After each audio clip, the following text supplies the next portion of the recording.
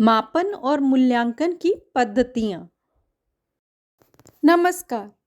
पिछले सत्र में हमने जाना प्रारंभिक शिक्षा और विकास में मापन और मूल्यांकन क्यों ज़रूरी है और यह कैसे बच्चे की प्रगति को ट्रैक करने में मदद करता है। आज के सत्र में हम यह जानेंगे कि प्रारंभिक बाल्यावस्था शिक्षा में मापन और मूल्यांकन की कौन-कौन सी पद्धतियाँ होती हैं और उनका कैसे उपयोग होता है। उद्देश्य: प्रारंभिक बाल्यावस्था शिक्षा के मापन और मूल्यांकन की पद्धतियों को समझना, मूल्यांकन के विभिन्न प्रकारों और उनके उपयोग की उपयुक्तता को जानना, प्रारंभिक शिक्षा में बच्चों की क्षमताओं और विकासात्मक प्रगति का सही मूल्यांकन करना, मूल्यांकन के प्रभावी तरीकों के माध्यम से बच्चों के शिक्षा के अनुभव को बेहतर बनाना, शिक्षकों, माता-पिता और बच्चों के बीच सहयोग और संवाद को बढ़ावा देना।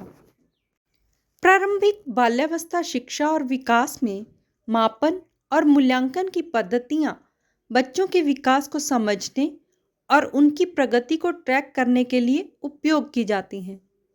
ये पद्धतियाँ बच्चों के शैक्षिक, शारीरिक, मानसिक, भाषा, सामाजिक और रचनात्मक विकास के विभिन्न पहलुओं को मापने में मदद करती हैं। यहाँ कुछ प्रमुख पद्धतियाँ दी गई हैं। अवलोकन। अवलोकन प्रारंभिक बाल्यावस्था शिक्षा में मापन और मूल्यांकन की एक महत्वपूर्ण पद्धति है। इस प्रक्रिया में शिक्षक बच्चों के व्यवहार और गतिविधियों को ध्यानपूर्वक निरीक्षण करते हैं ताकि वे उनकी प्रगति, विकास और सामाजिक कौशल को समझ सकें। अवलोकन को दो प्रकार में बांटा जा सकता है। सामान्य अवलोकन: इसमें शिक्षक बिना किसी विशेष उद्देश्य के बच्चों के सामान्य व्यवहार और गतिविधियों का निरीक्षण करते हैं। इसका उद्देश्य बच्चे के सर्वांगीण विकास को समझना होता है। उदाहरण के रूप में बच्चों का खेलते समय सहयोग, संवाद और शारीरिक गतिविधियों का अवलोकन। उद्देश्यपूर्ण अवलोकन: इसमें शिक्षक एक विशेष लक्ष्य या कौशल पर ध्यान केंद्रित करके बच्चों का निरीक्षण करते हैं। यह पद्धति किसी विशिष्ट विकासात्मक या शैक्षिक क्षेत्र का मूल्यांकन करने के लिए उपयोगी होती है। उदाहरण के लिए बच्चों की भाषा विकास, संज्ञानात्मक कौशल या सामाजिक संबंधों का अवलोकन। कार्यपत्रक और गतिविधियाँ। कार्यपत्रक और गतिविधियाँ बच्चों के मानसिक और शैक्षिक विकास को मापने का एक महत्वपूर्ण तरीका है। इसका उद्देश्य बच्चों के विचार, समझ और कौशल का परीक्षण करना होता है। ये गतिविधियाँ बच्चों के सोचने, सृजनात्मकता और समस्या समाधान क्षमताओं को बढ़ावा देती हैं। उदाहरण के रूप में शैक्षिक खेल, चित्रकला, अंक या गणित समस्याएं और भाषा गतिविधियाँ। Project work. प्रोजेक्ट वर्क बच्चों के समग्र विकास का मूल्यांकन करने का एक प्रभावी तरीका है। इसमें बच्चों को किसी विशेष विषय पर कार्य करने का अवसर मिलता है जो उनके रचनात्मकता, टीम वर्क और समय प्रबंधन कौशल को मापने में मदद करता है।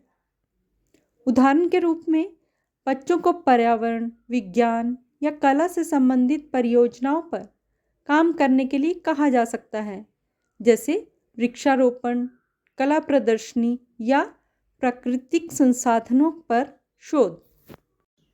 चेकलिस्ट और रेटिंग स्केल। चेकलिस्ट और रेटिंग स्केल बच्चों के कौशल और क्षमताओं को मापने का एक सरल तरीका है।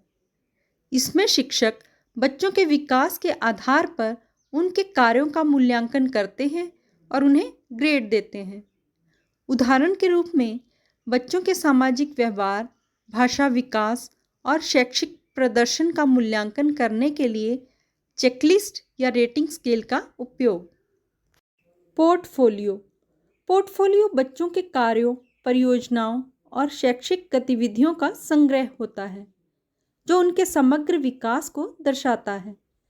यह बच्चों के विकासात्मक प्रगति को रिकॉर्ड करने और उनके कौशल का निरीक्षण करने का एक अच्छा तरीका है। उदाहरण के रूप में बच्चों द्वारा बनाए गए चित्रकला, शिल्प कार्य, शैक्षिक परीक्षण और किसी विशेष परियोजना पर आधारित कार्य। मौखिक और लिखित मूल्यांकन।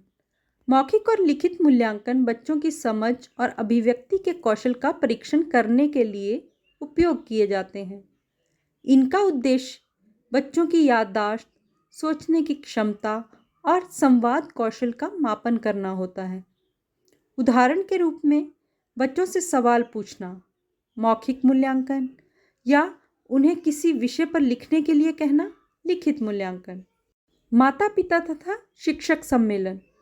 माता पिता शिक्षक सम्मेलन एक महत्वपूर्ण तरीका है जिसके माध्यम से शिक्षक और माता पिता बच्चों की प्रगति और विकास पर चर्चा करते हैं। यह सम्मेलन बच्चों के विकास में सहयोग और मार्गदर्शन प्रदान करता है। उदाहरण के रूप में शिक्षक बच्चों की रिपोर्ट प्रस्तुत करते हैं और माता पिता को उनके बच्चों की शिक्षा और विकास में सुधार के लिए सुझाव देते हैं। तो आज हमने जाना कि प्रारंभिक बाल्यावस्था शिक्षा में मापन और मूल्यांकन की पद्धतियाँ बच्चों के समग्र विकास का सही मूल्यांकन करने के लिए महत्वपूर्ण है। ये पद्धतियाँ बच्चों की प्रगति को समझने, सुधारने और उनके विकास के अवसरों को बढ़ावा देने में मदद करती हैं। साथ ही माता पिता और शिक्षकों के बीच सहयोग को भी बढ़ाती है।